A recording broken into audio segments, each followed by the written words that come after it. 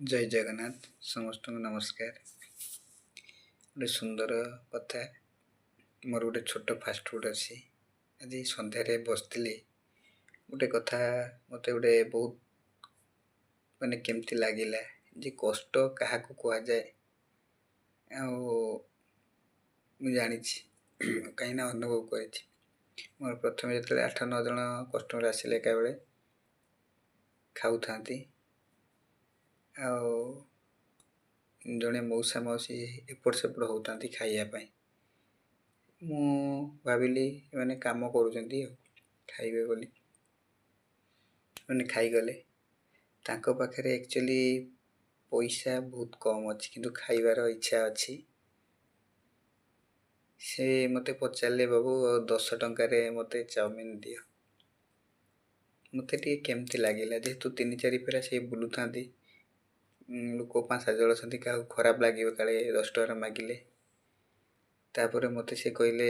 खाइबा को इच्छा अच्छी किंतु आम पाखे पैसा ना 10 टଙ୍କା पड़ी मत बहुत खराब लगिला कहीं दुख कौन कष्ट कौन मु जानी अनुभव करी मो बापा माँ जो आम छोट छोट होता बापा माँ पाठ पढ़ी ना से इनकम करके आम 6 जन को पोषुता आमर अभाव के पूरण माने सब पूरण करने को चेष्टा कर अभाव रखी ना आज मु जानी पड़ी कष्ट क्या कह जाए अभाव कौन मु जानी पारुछि जी दुख खाई सी जानी कष्ट कौन दुख कौन दान और स्नान तो गुप्त सेटा कह जाए तापर स्टेटा कौन है सेटा मु कहवाक चाहूनी आपण मान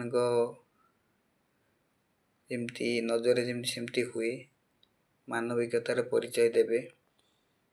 कहीं भाविली मत केमती केमती लगिला जदि आम जदि एमती परस्पर को जदि साहाय्य सहयोग करवा ताले टे भल हम कहीं ऊपर जो सीसीटीवी कैमेरा लगी ना से समस्ते स्कान हो रोच कहीं भी छाड़ पाइबे कहीं भगवान आमको देते बोली लोक आसिक आम पाखे हाथ पड़ते आम जो गर्व करुँ ना मो पाखे एमती अच्छी सेमती अच्छी